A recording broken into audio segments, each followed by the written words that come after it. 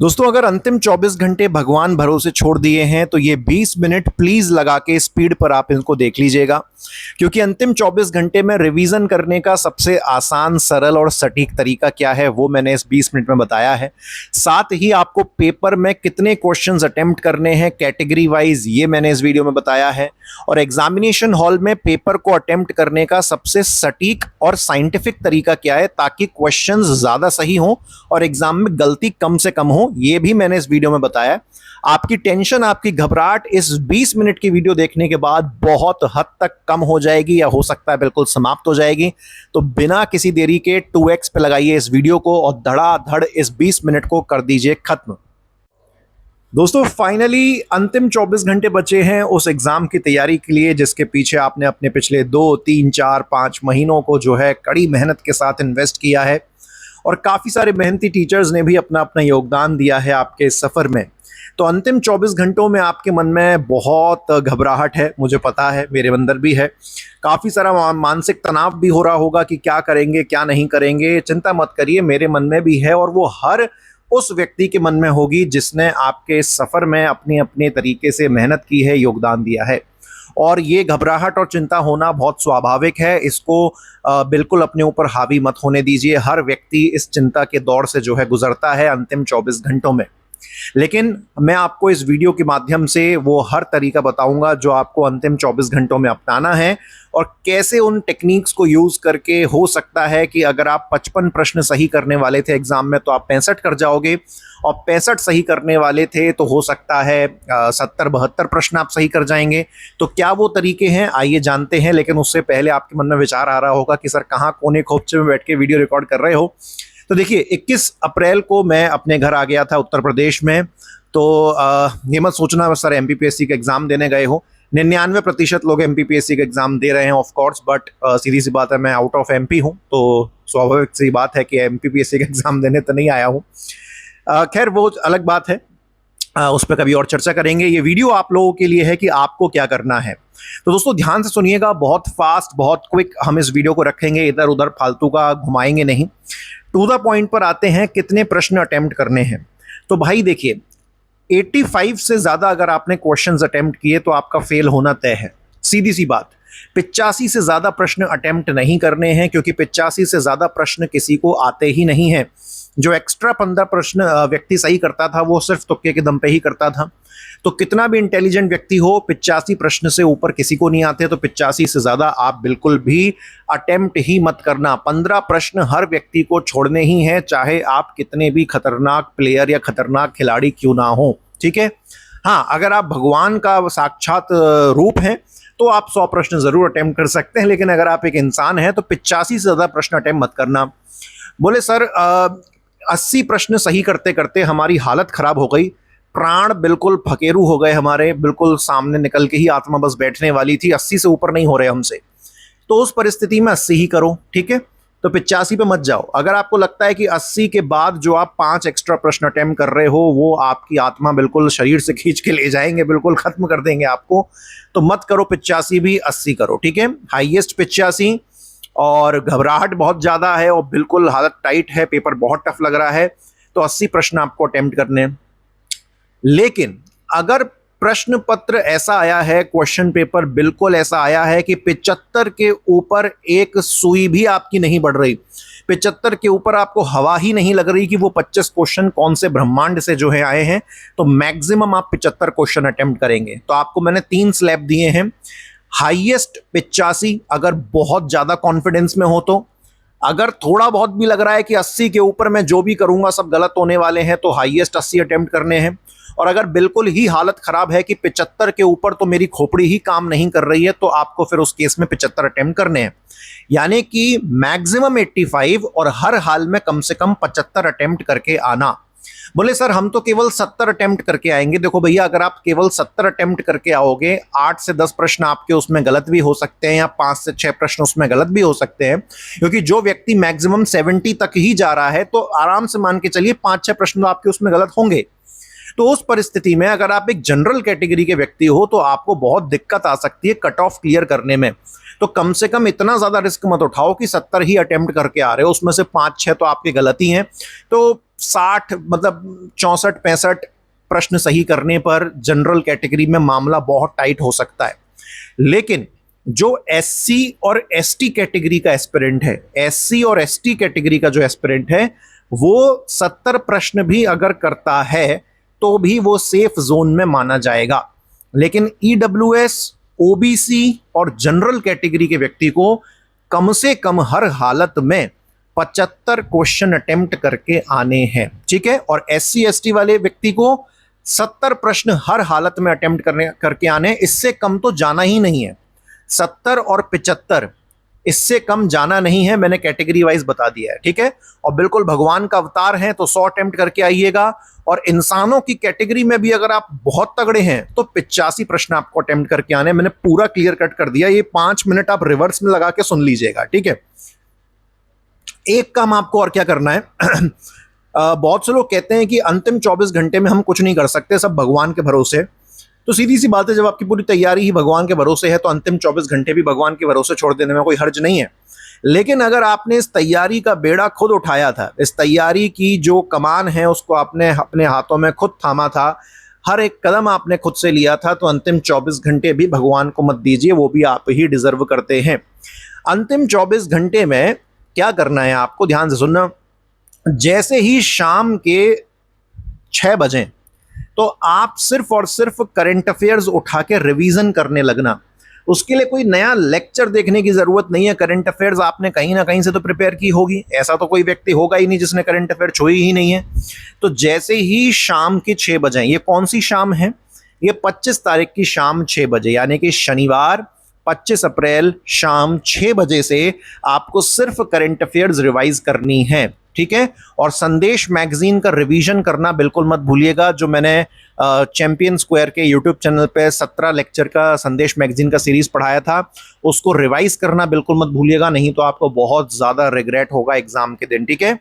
तो वो भी अल्टीमेटली संदेश मैगजीन भी तो करंट अफेयर है, एमपी सेक्शन का है, और राष्ट्रीय अंतरराष्ट्रीय को भी आप रिवाइज कर लीजिएगा। कुछ दिन पहले चैंपियन स्क्वायर पे जो विजेता सीरीज का पूरा आयोजन हुआ था 13 तारीख से, तो उससे 1-2 दिन पहले जो है सुनील सर ने यूनिट नंबर 8 का एक बढ़िया पूरा मैराथन लिया था 6-7 घंटे का। आप उसको भी यूज कर सकते हैं 2x पे लगा के 3 घंटे में पूरा करंट अफेयर रिवाइज करने का, क्योंकि उसका कंटेंट मैंने और सुनील सर ने मिलके ही जो है प्रिपेयर किया था, तो आप उसको भी यूज कर सकते हैं। लेकिन कहने की बात क्या है कि 25 तारीख को शाम 6 बजते ही आप सिर्फ और सिर्फ करंट अफेयर्स का रिवीजन करेंगे। अब मैं ऐसा क्यों कह रहा हूं, जब आप अंतिम समय में करंट अफेयर्स का रिवीजन करेंगे और वहां से क्वेश्चन एग्जाम में आना तय है, ठीक है, तो आपका कॉन्फिडेंस लेवल बहुत अच्छा हो जाता है जब आप एग्जाम में करंट अफेयर्स का प्रश्न सही करते हो। ये साइकोलॉजी है। और अगर आपने करंट अफेयर्स का प्रश्न गलत कर दिया तो आप मन ही मन में खुद को जो है ना डाउट करने लगते हो, खुद के ऊपर सवाल पूछने लगते हो कि यार क्या लेवल है मेरा, मैं करंट अफेयर्स का प्रश्न भी ठीक नहीं कर पाया। तो शाम 6 बजते ही करंट अफेयर्स रिवाइज करना है, उसके बाद कुछ भी नहीं छूना। 6 बजे से रात के 10 बजे तक तो व्यक्ति जागता ही है, उससे पहले सोता नहीं है, तो 4 घंटे ये रिवाइज कर लेना, ठीक है। सुबह उठ के अगर रिवीजन करने का मन हो, क्योंकि बहुत से लोगों को पढ़ने की आदत होती है, तब भी केवल करंट अफेयर ही रिवाइज करना, ठीक है। अच्छा, अब 25 तारीख की शाम 6 बजे से पहले का जो समय है, यानी कि मॉर्निंग टू इवनिंग 6 PM, इसके बीच का जो समय है, अच्छा खासा 7-8 घंटे का जो समय है, उसमें हमको क्या करना है, सुनिएगा, बहुत ध्यान से सुनिएगा। कुछ भी नया तो पढ़ना ही नहीं है, कोई भी मैराथन नया देखना ही नहीं है। आपको करना क्या है, आपको यूनिट वाइज आपने जो कुछ भी पढ़ा है, 10 की 10 यूनिट के लिए करंट अफेयर्स वाले को हटा दो, वो तो आप शाम को 6 बजे से उठाना रिवाइज करने के लिए, ठीक है। अंतिम रिवीजन ऐसे ही किया जाता है। तो करंट अफेयर्स के अलावा जो यूनिट 1 to यूनिट 10 है, आपने किस यूनिट के लिए क्या क्या पढ़ा है, एक बार उस मटेरियल को उठाओ और दिमाग को बताओ कि मैंने हर यूनिट के लिए ये कंटेंट यहां से पढ़ा है।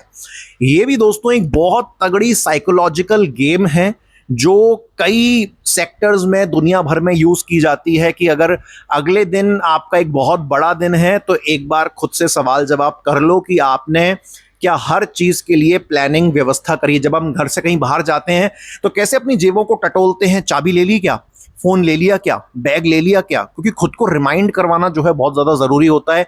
एक बार अगर खुद को रिमाइंड करवा दिया जाए कि हमने जो जो हमारा असला बारूद था, क्या हमने सारा असला बारूद ले लिया है, तो हमारी प्रिपरेशन और जो एग्जाम में हमारी परफॉर्मेंस है वो बहुत ज़्यादा अल्टीमेट हो जाती है।